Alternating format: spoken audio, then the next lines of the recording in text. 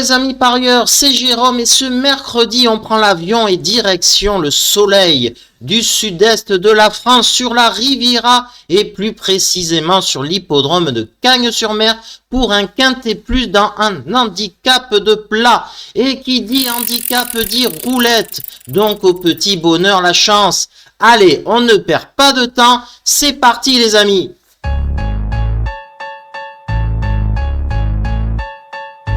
Après l'analyse du quintet, je ferai un zoom sur la plus belle course de trot et ça sera sur la Réunion de Toulouse. Là, c'est Pierre. Là aussi, je donnerai mon tuyau, mon chocolat et mon cheval piment pour faire monter la température avec une belle cote. Donc nous sommes à Cagnes-sur-Mer pour un handicap de chevaux de 4 à 7 ans sur les 2500 mètres du gazon de l'hippodrome.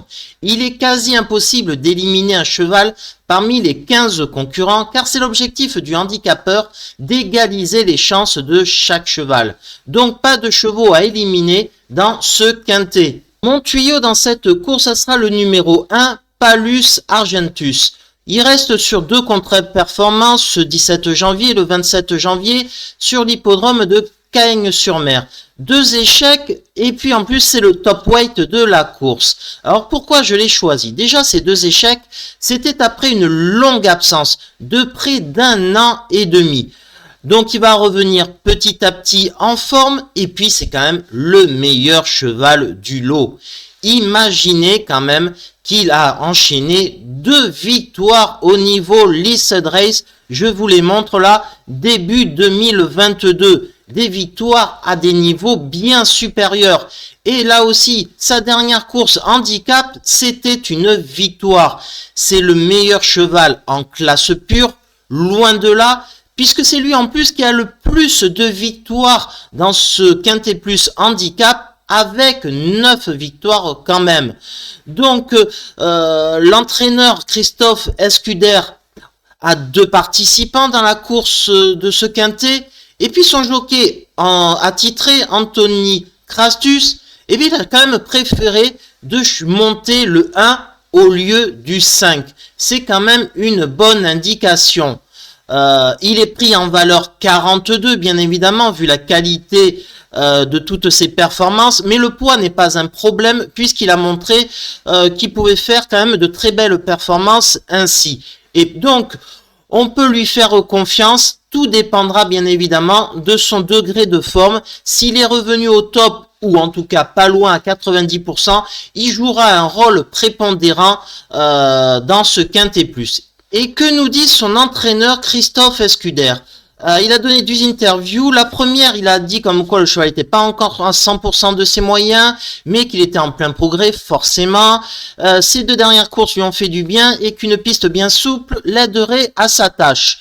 Donc voilà, et il a donné aussi une deuxième interview à un journaliste, et il dit comme quoi c'est un cheval lymphatique le matin, il a 2 parcours dans les jambes, il espère qu'il va, même s'il n'est pas à 100%, qu'il va faire l'arrivée, mais comme avec son autre pensionnaire, il part confiant. Et cette dernière petite phrase me rassure, en tout cas au niveau de son degré de forme. Donc je le mets quand même dans ma sélection, je le mets pas en tête, mais je le mets quand même bien placé. Allez, on continue avec mon chocolat maintenant. Mon chocolat, eh bien, c'est une jument de 5 ans, en l'occurrence le numéro 7, Veul. C'est l'association Oranie-Régnier qui fait en plus des étincelles, c'est une association du feu de Dieu. Et concernant le cheval, eh bien aussi, c'est très très bien. Et dans un handicap, sur ce même hippodrome, le gazon, et sur cette même distance, Veul va surclasser le lot. Il va gagner dans un véritable canter de plusieurs longueurs sur le 2e, 3e et tout le peloton. C'est assez incroyable. Bon, il gagne très très facilement, mais la rançon du succès, c'est qu'il va se prendre une belle pénalité quand même. Le cheval a été pénalisé de 9 livres, c'est-à-dire 4,5 kg. Mais vu la facilité de cette victoire, je ne m'en fais pas pour qu'il puisse quand même répéter ou en tout cas lutter pour le succès. Le cheval quand même, il fait du 66% dans les 3 premiers. C'est un cheval performant, très régulier, 8 fois sur 12 depuis le début de sa carrière. c'est très très bon. Et puis l'entraîneur c'est pareil, c'est un entraîneur de grande qualité, c'est Jérôme Régnier. Et Jérôme Régnier, lui, il affiche quasiment une fois sur deux dans les 3 premiers avec ses participants sur toutes les courses sur ces 12 derniers mois avec du 47%. Donc tout est réuni pour que une grande performance intervienne. Et que nous dit d'ailleurs son entraîneur Jérôme Régnier? En dernier lieu, il faisait face à un engagement en or, il a gagné très facilement, voilà, qu'il est quand même toujours confiant avec cette pénalisation des 4,5 kg. Et donc voilà, et qui lui fait confiance pour réaliser une belle année de 5 ans. Et je suis complètement d'accord avec lui, c'est mon chocolat, je pense quand même qu'il va faire l'arrivée. Allez, on continue avec mon piment. Mon piment dans cette course, et bien voilà, ça sera une pouliche de 4 ans et en l'occurrence le numéro 3, Swift Way. Déjà son dernier échec, eh bien, il ne compte pas car c'était dans une listed race, donc une compétition bien plus relevée. C'est un entraînement étranger, je ne les connais pas, mais je m'en méfie beaucoup. Pourquoi? Parce que Théo Bachelot est un jockey que j'apprécie beaucoup, très talentueux, et il a été appelé par l'entraîneur. Donc c'est déjà une première indication. Et puis, il a couru que des courses à condition. Et là, c'est son premier handicap. Et ça peut faire mouche d'entrée. Je m'en méfie à ce niveau de ce statut-là. Et puis, que nous dit son entraîneur, donc, qui est un Espagnol, Monsieur Martins. Thiago Martins nous signale comme quoi c'est une rentrée, mais que le cheval n'a pas besoin de beaucoup de travail. Et puis on le voit dans les performances, c'est un cheval qui court bien frais. Elle est bien à l'exercice et compétitive à la valeur qui est la sienne. Il ne faut pas un terrain trop sup. Je pense qu'elle a une bonne chance et je pense aussi, puisque je mets en coup de poker pour battre mon 7, je pense que Swiftway c'est possible. On ne sait jamais dans les handicaps. Allez, on continue. On continue avec le numéro 5, là c'est l'autre pensionnaire de Christian Escuder. Donc voilà, mais je m'en méfie terriblement. Parce que malgré le choix du jockey attitré Anthony Crastus de préférer la monte du numéro 1, le Christian Desmoureaux a été appelé pour mener son partenaire. Et puis donc aussi, il faut se méfier aussi que l'année dernière, le cheval, il avait gagné sur cet hippodrome dans un handicap quintet valeur 38,5. La forme saisonnière est là puisque c'était durant la même période et puis sa valeur aussi est toujours aussi très bonne puisqu'il avait gagné ce quintet en valeur donc 38,5 et là il passe en 37,5. Et donc il a perdu 1 kg sur sa dernière course aussi et il est désormais pris dans une valeur qui lui donne toutes les chances pour pouvoir faire l'arrivée. Et que nous dit d'ailleurs son entraîneur Christian Escuder? Comme quoi Laos est resté très bien, qu'il a réalisé un superbe travail samedi matin en vue de ce quintet. Il évolue dans sa zone de poids et je suis logiquement confiant. Moi aussi je suis confiant avec lui, j'aurais pu le mettre même en coup de poker en tête, mais je le mets quand même en très haut dans ma sélection. J'y crois. Allez, on continue. On continue avec le numéro 13, Manada. Montée par la talentueuse Marie Vélon. Et d'ailleurs, le cheval reste sur une victoire avec cette jockey en gagnant facilement dans une course à réclamer. Et cette course à réclamer a donné lieu à une offre d'un nouveau propriétaire qui a acheté ce cheval. Donc un nouveau propriétaire, un nouvel entraîneur. Et je pense que l'entourage va vouloir rentabiliser de suite son achat avec une bonne perf dans ce Quintet Plus. Et que nous dit d'ailleurs son nouvel entraîneur? Stéphane Richter, donc son nouvel entraîneur, nous signale comme quoi c'est une nouvelle recrue. Elle a très bien géré sa dernière course et s'en sort très bien à l'entraînement. Elle a montré de meilleures valeurs sur la piste en sable fibré, mais qui sont donc un peu plus prudents par rapport à ce fait-là quant à son évaluation sur le gazon. Mais l'association, je pense, peut être très bonne, donc j'y crois pour faire l'arrivée. Allez, on continue. On continue avec le numéro 10, Olympic Dream.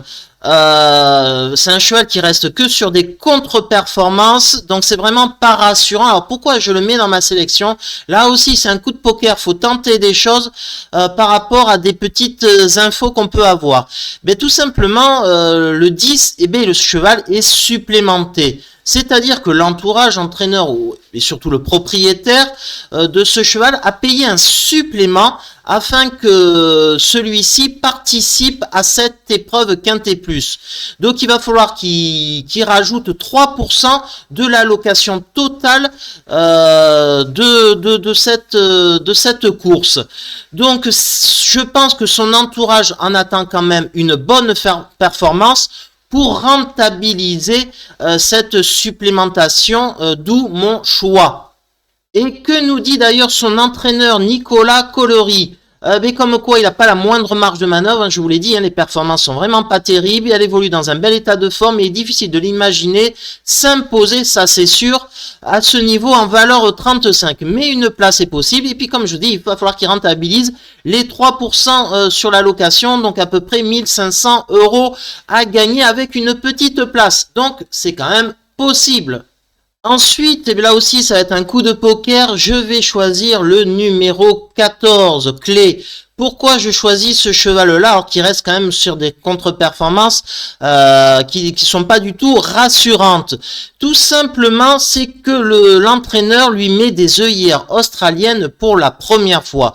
C'est-à-dire que quand il met des œillères, c'est que le cheval ne veut pas s'employer, donc il veut le motiver pour pouvoir donner sa pleine performance.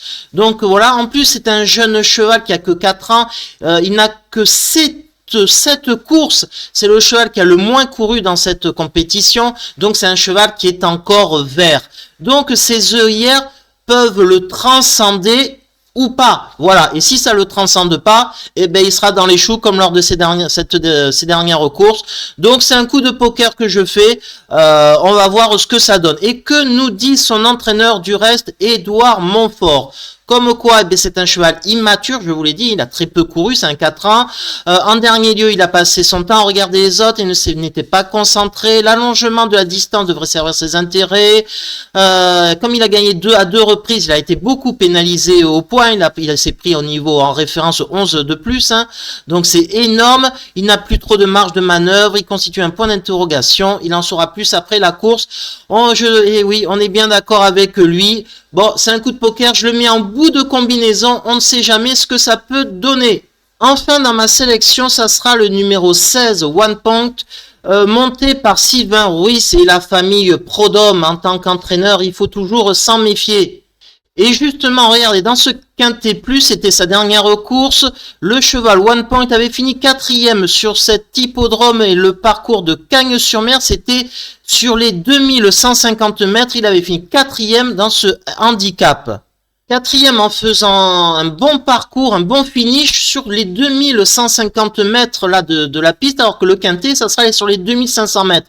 Donc je pense que le rallongement de la distance va arranger les intérêts de One Point. Et que nous dit l'entourage, la famille Prodhomme, et plus précisément Pauline Prodhomme, l'entraîneur. Lors de sa dernière sortie, One Point s'est montrée fraîche, mais elle a tout de même bien couru. Elle devrait apprécier le retour sur les 2500 mètres, c'est ce que je pense aussi. C'est une attentiste et nous sommes tributaires du parcours. Sachez toutefois que ma jument évolue dans un bel état. Donc je l'ai mis dans ma combinaison, les amis. Allez, on passe à la rubrique en vrac. Ce sont mes non-choix sur des chevaux que je n'ai pas éliminés. Tout ça expliqué très rapidement en 1 minute chrono. C'est parti. Le 2 d'Échou, je ne l'ai pas choisi car il reste sur des contre-performances niveau handicap et même au niveau course à condition. Et il a que 1 livre de moins. À ce niveau, je ne le choisis pas. Mais il peut faire l'arrivée, bien évidemment. Le 4, Sunfast, je ne choisis pas. C'est pareil. Décevant ces derniers temps à ce niveau. 7e d'ailleurs. Et 1 livre seulement de moins, je ne le choisis pas. Le 6, Esprit Joyeux, décevant là aussi lors de sa dernière course. 8e à ce niveau, c'est possible, et c'est mon regret quand même pour une petite place, ça sera lui en cas de non partant. Le 8 Concerto, il n'a jamais couru aussi long, sur 2500 mètres. Donc c'est un X et je n'ai pas envie de tenter, il faut faire des choix. Donc je ne le choisis pas dans ma sélection. Le 9, Stallone, malgré son nom qui me donne envie de le choisir, je ne choisirai pas. La dernière fois, il a été 6e au niveau réclamé. Que 6e et personne ne l'a acheté. Et en plus, Christiane Desmoureaux, qui le menait la dernière fois, préfère le 5 Laos. Donc, je ne le choisis pas. Ensuite, le 11 Wiccan, pas de marge niveau handicap, là aussi, donc je ne le choisis pas. Et enfin, le 15 Catch the Stars, ben là aussi, c'est pas terrible niveau handicap sur sa dernière course. Donc, je ne pense pas qu'il puisse se rattraper. Il faut penser que le 12 Tel Aviv, les amis, est non partant. Allez, je reprends mon souffle en prenant un petit verre. Voilà. Allez, ma sélection, les amis, pour ce quintet plus. C'est très simple, ça sera le 3 Swift Way. C'est un coup de poker pour jouer contre le favori, je pense, de la cour, le 7 Volt, qui a été exceptionnel lors de sa dernière course. Le 1 Palus Argentus, le 5 Laos, le 13 Manada, le 10 Olympic Dream, le 14 Clay, le 16 One Point, et en cas de non partant, les amis, un joli petit nom, le 6 Esprit Joyeux. Allez, on continue avec l'étude de la plus belle course de la Réunion de Toulouse. Bon, il y a une réunion à Rouen-Mokanchi, c'est la réunion 3, mais alors les lots sont vraiment pas terribles et j'ai pas envie de parier sur une course indéchiffrable où je vais rater l'occasion de faire un bon prono. Donc on va choisir une belle plutôt course qui se court à Toulouse, une course européenne de 7 à 11 ans, des chevaux qu'on connaît très bien à ce niveau-là. Donc ça sera, je pense, un peu plus simple pour faire les pronostics, même si ça ne va pas être évident, puisque mon premier choix, ça va être un coup de poker avec le 3 Falcon d'Ourville. Ça sera même un de mes piments, puisque le cheval, c'est Yannick Alain-Briand qui va le mener. L'entraîneur le défère là des 4 quasiment, plaqué des antérieurs aussi.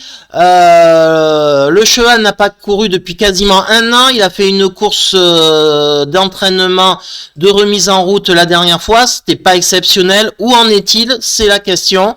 Mais sinon au niveau classe pure, là aussi, il est largement au-dessus. Mon tuyau, ça sera le 5 Fameux Destin, les amis. Esteban de Jésus, la famille de Jésus qui sera à Toulouse, c'est pas pour rien. Là, c'est un cheval qui a gagné niveau Vincennes. Pour moi, il est déclassé dans une course comme ça. Donc, je sais pas quelle cote il sera. J'ai pas les cotes, je l'ai fait bien 24 heures avant. Mais c'est un choix prioritaire. En tout cas, moi, je vais le jouer gagnant.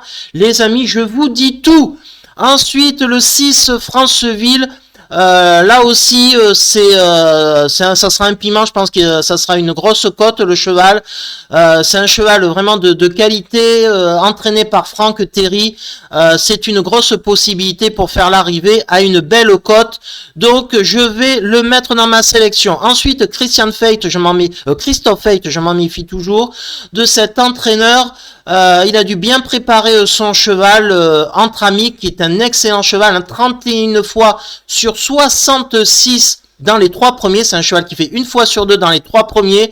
Là, même s'il a 10 ans, il retrouve vraiment un lot largement à sa portée pour faire refaire surface dans une catégorie aussi faible. Et en cas de non partant, les amis, je vais en mettre un 5e. Ou alors ça dépend si vous jouez en top 5 sur Genibet, je ne sais pas. En tout cas, je vais sélectionner ensuite le 12 Hermès Angel parce que c'est un H, donc il fait partie des plus jeunes et d'ailleurs c'est le seul plus jeune, donc déjà c'est un premier choix. Ensuite, lors de sa dernière course, il a été très bon 4e en rendant 25 mètres à Toulouse sur ce même hippodrome, derrière des I et des J, donc c'est-à-dire des 5 ans et des 6 ans.